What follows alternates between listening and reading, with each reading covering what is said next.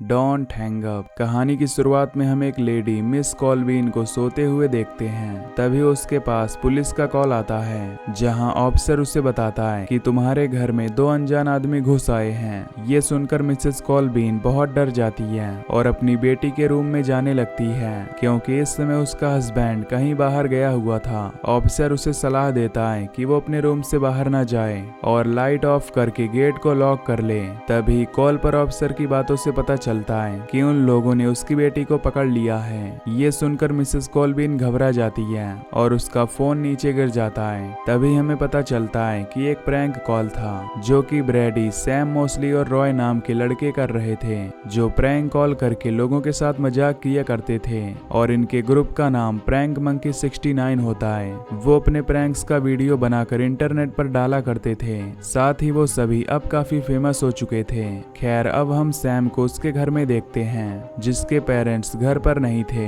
और सैम की गर्लफ्रेंड उससे बात नहीं कर रही थी, जिस वजह से सैम काफी उदास होता है। इसलिए ब्रैडी उसके पास आता है और किसी को प्रैंक कॉल करने को कहता है ताकि सैम का मूड ठीक हो सके, पर सैम उससे मना करता है, जिस पर ब्रैडी उसकी बात नहीं मानता और सैम के पड़ोसी लैरी को प्रैंक कॉल करने लगता है। सबसे पहले वो लैरी के नाम पर एक पिज्जा ऑर्डर करता है और फिर लैरी को कॉल करके उसे इन्फॉर्म करता है कि शहर में कुछ लोग पिज्जा डिलीवरी वाले बनकर घूम रहे हैं और लोगों के घर में चोरियां कर रहे हैं। तभी लैरी देखता है कि उसके घर के बाहर एक पिज्जा डिलीवरी वाला आया है, जिसे देखकर लैरी सोचता है कि उसने पिज्जा मंगाया ही नहीं है। इसका मतलब वो नकली डिलीवरी बॉय है जो चोरी करने आया है। इसलिए लैरी उसे मारने के लिए बाहर आता है। तभी सैम और ब्रैडी देखते हैं कि वो डिलीवरी बॉय कोई और नहीं बल्कि उनका दोस्त मोस्ली है। यहाँ मोस्ली लैरी से डरकर सीधे सैम के घर आता है और वो समझ जाता है कि उसके दोस्तों ने लैरी से प्रैंक किया है। इसलिए मोस्ली उन दोनों पर बहुत गुस्सा होता है, पर सैम उसे पिज्जा के पैसे देकर उसे शांत करता है और वापस उसे काम पर जाने के लिए कहता है। इसके बाद सैम और ब्रैडी लोगों को प्रैंक कॉल करके परेशान करने लगते हैं। तभी एक कॉल पर बात करने वाला आदमी समझ जाता है कि एक प्रैंक कॉल है। वो आदमी उन दोनों से कहता है कि मैं जानता हूँ कि तुम प्रैंक मनी 69 ग्रुप के लोग हो।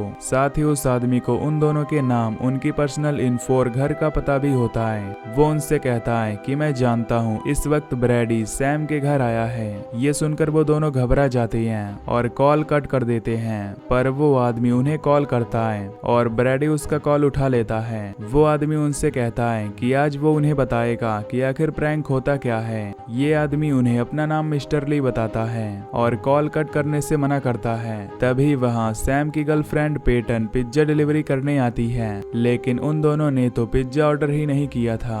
पेटन को लगता है कि सैम ने उसे बुलाने के लिए ही पिज्जा ऑर्डर किया था। साथ ही वो उनके प्रैंक को लेकर काफी परेशान थी।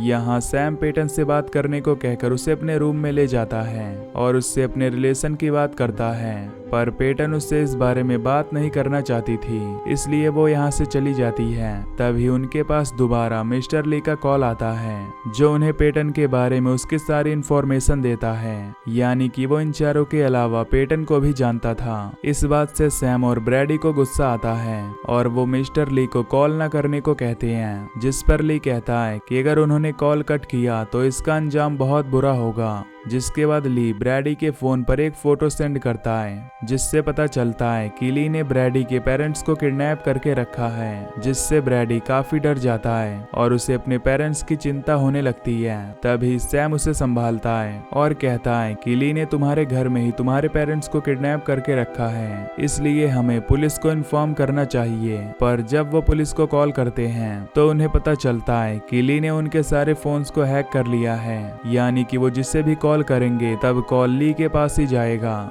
ये जानकर वो दोनों और भी ज्यादा घबरा जाती हैं और पड़ोसी से मदद मांगने का सोचते हैं। तभी ली उन्हें मैसेज करता है कि अगर वो घर से बाहर गए तो वो ब्रैडी के पेरेंट्स को मार देगा, जिससे दोनों को समझ आ जाता है कि ली उन पर नजर रख रहा है और उनकी सारी बातें भी सुन रहा है। सैम और ब्रैडी को समझ नहीं आता कि आखिर ली उन पर नजर कैसे रख रहा है। तभी सैम का ध्यान अपने लैपटॉप पर जाता है, जिससे उसे पता चल जाता है कि कि ली ने उसके लैपटॉप को हैक किया है और उसके कैमरे और माइक की मदद से वो उन पर नजर रखे हुए है। इसके बाद ली उन्हें एक और वीडियो भेजता है जिसमें ली रॉय के फेस को पॉलीथीन से ढककर उसे तड़पाता है, जिससे रॉय की मौत हो जाती है। रॉय की मौत से वो दोनों बुरी तरह डर चुके थे कि तभी उन्हें पता चलता है कि ली ने मोस्ली को भी किडनैप कर लिया है। खैर इसके बाद ली सैम के घर की सारी लाइट्स ऑफ करके सिर्फ कुछ लाइट्स ऑन रहने देता है, जिससे सैम और ब्रैडी को लगता है कि शायद ली उन्हें लाइट्स फॉलो करने का हिंट दे रहा है। तभी सैम को लगता है कि शायद ली ने मोस्ली को इसी घर में छुपा रखा है, इसलिए वो लाइट को फॉलो करते हुए मोस्ली को ढूंढ लेता है। पर जैसे ही वो गेट ओपन करता है तो मोस्ली के गले में लगा फांसी का फंदा टाइट हो जाता है और उसकी भी डेथ हो जाती है। अब ब्रैडी मोस्ली की बॉडी को ढककर बैक डोर पर रख देता है, जिसके बाद ली का कॉल आता है और ब्रैडी उससे बातें करने लगता है। जब सैम उससे पूछता है कि ली ने उससे क्या कहा तो ब्रैडी उसे कुछ भी नहीं बताता और उसे इस घर से बाहर चलने के लिए कहता है ताकि वो किसी से मदद मांग सके।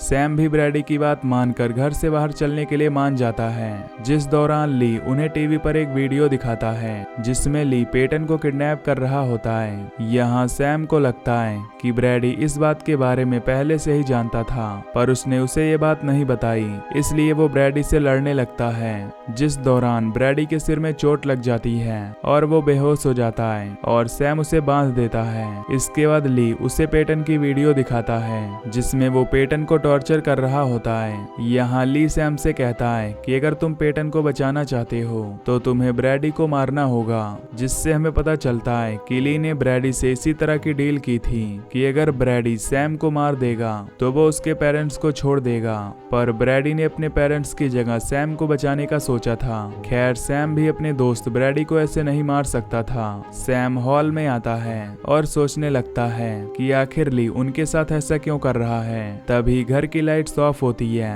और हम एक मास्क पहने हुए आदमी को उन पर नजर रखते देखते हैं। इसी बीच टीवी पर एक और वीडियो चलता है जिसमें एक छोटी बच्ची होती है। तब सैम को ध्यान आता है कि आज उसे जो फ्रेंड रिक्वेस्ट आई थी उसकी प्रोफाइल पर इसी बच्ची की पिक्चर लगी हुई थी, इसलिए सैम जल्दी से उस प्रोफाइल को चेक करता है जिसमें उसे अपने फ्रेंड्स की फोटोज दिखाई देती हैं और उसे पता चलता है कि ली उन्हें काफी समय से फॉलो कर रहा है। तभी सैम को प्रोफाइल में एक वीडियो मिलता है जिसे ब्रैडी देखने से मना करता है। तभी ली उस वीडियो को टीवी पर चला देता है, जिससे सैम को पता चलता है कि ब्रैडी और पेटन मिलकर उसे धोखा दे रहे थे। सैम को इस बात से काफी गुस्सा आता है और वो ब्रैडी को मारने का सोचता है। तभी सैम की नजर ब्रैडी के पेरेंट्स की फोटो पर जाती है। जब वो उस फोटो को ध्यान से देखता है तो उसे पता चलता है कि उस फोटो के अंदर जो घड़ी है उसमें वो 2 घंटे पहले का टाइम दिखा रही है, यानी कि ली उन्हें ब्रैडी के पेरेंट्स की लाइव फुटेज नहीं दिखा रहा था, जिससे सैम बहुत डर जाता है और ली से पेटन को देखने के लिए कहता है, जिस पर ली उसे ब्रैडी को मारने को कहता है, पर सैम ब्रैडी को मारने की जगह उसके हाथ खोल देता है। असल में सैम को समझ आ गया था कि उसे ब्रैडी के साथ मिलकर इस सिचुएशन को संभालना होगा। अब ली ब्रैडी के पेरेंट्स की लाइव फुटेज सेंड करता है जिसमें उसने ब्रैडी के पेरेंट्स को 2 घंटे पहले ही मार दिया होता है। इसके बाद ब्रैडी सैम को बाहर जाकर हेल्प मांगने को कहता है क्योंकि घर में किसी न किसी को रुकना होगा, पर सैम उसे भी साथ चलने को कहता है, इसलिए ब्रैडी घर के गेट तक उसके साथ जाता है और अचानक से सैम को गेट के बाहर करके खुद घर के अंदर चला जाता है और गेट को लॉक कर लेता है। यहाँ सैम ब्रैडी को समझाने की कोशिश करता है, लेकिन ब्रैडी उसे अकेले ही जाने को कहता है, जिस पर सैम बाहर हेल्प के लिए इधर उधर देखने लगता है। तब उसे रोड पर एक व्हाइट वैन दिखाई देती है और ये वही वैन जिसे उसने वीडियो में भी देखा था। सैम को लगता है कि शायद ये ली की वैन है, इसलिए वो उस वैन को चेक करने के लिए जाता है और देखता है कि उसके अंदर ली ने पेटन को बांध रखा है। इधर ब्रैडी को बैकयार्ड में मोस्ली की लाश दिखाई देती है, जिससे वो कंफ्यूज हो जाता है कि उन्होंने तो मोस्ली की लाश को घर के अंदर रखा था और अगर मोस्ली की लाश यहाँ है तो घर के अंदर किसकी लाश है। तभी अचानक से वो मास्क वाला आदमी आता है और ब्रैडी पर हमला कर देता है। यहाँ सैम ब्रैडी के चीखने की आवाज सुनता है तो वो जल्दी से ब्रैडी को बचाने के लिए जाने लगता है और पेटन को हेल्प के लिए भेज देता है। इसके बाद सैम पीछे के गेट से अंदर जाता है, जहाँ ली सैम को कंफ्यूज करने के लिए अलग अलग जगह से आवाज करने लगता है। जब सैम ऊपर जाता है तो उसे पेटन के चिल्लाने की आवाज सुनाई देती देती है, इसलिए वो जल्दी से बाहर आता है और देखता है कि पेटन मोस्ली की लाश देखकर चिल्ला रही थी। इसी बीच मास्क वाला आदमी एक चाकू लेकर सैम के पीछे आता है, जिसे पेटन देख लेती है और सैम को अलर्ट कर देती है, जिससे सैम उस आदमी से बचते हुए उसे पीटने लगता है और उसका चाकू लेकर उसे जान से मार देता है। तभी सैम की नजर उस आदमी के हाथ में बने टैटू पर जाती है, जिससे सैम समझ जाता है कि वो मास्क वाला आदमी ली नहीं बल्कि ब्रैडी था। अब सैम ब्रैडी के फेस से मास्क निकालता है और देखता है कि ली ने ब्रैडी के मुंह पर टेप लगाया हुआ था और उसे सैम के पीछे भेजा था ताकि सैम कंफ्यूज होकर अपने ही दोस्त को मार दे। सैम अपने दोस्त के मरने से बहुत दुखी होता है और वो रोने लगता है। तभी वहाँ पर मिस्टर ली आता है, जिसे देखकर सैम पूछता है कि आखिर तुमने हमारे साथ ऐसा क्यों किया। यहाँ ली की बातों से हमें पता चलता है कि ली कोई और नहीं बल्कि मिस कॉल्बिन का हस्बैंड है, जिसे हमने मूवी की शुरुआत में देखा था। असल में जब मिस कॉल्बिन ने फोन को नीचे गिरा दिया था तो उसे पता नहीं चला कि चारों लड़कों ने उसके साथ प्रैंक किया है, इसलिए मिसेस कॉल्बिन गन लेकर अपनी बेटी को बचाने के लिए उसके रूम की ओर गई थी, पर गलती से उसने अपनी बेटी को शूट कर दिया था, जिससे उसकी बेटी की डेथ हो गई। इस बात से दुखी होकर मिसेस कॉल्बिन ने खुद को भी शूट कर लिया था। सब कुछ बताने के बाद ली कहता है कि तुम्हारी वजह से मैंने अपने परिवार को खो दिया, जिस पर सैम उसे समझाता है कि उसका ऐसा इरादा नहीं था, पर ली जानता था कि उनके प्रैंक कॉल के कारण ही ये सब हुआ, इसलिए अब वो पेटन को शूट करके उसे मार डालता है और सैम को बेहोश करके उसे उसके घर में छोड़ देता है। जब सैम को होश आता है तो वो देखता है कि उसके हाथ में एक गन और एक चाकू रखा हुआ है। सैम जल्दी से बैकयार्ड में जाता है और पेटन की लाश देखकर बहुत दुखी होता है। तभी वहां पर पुलिस आ जाती है और सैम को खूनी समझकर उसे अरेस्ट कर लेती है। असल में ली ने सैम को इसलिए नहीं मारा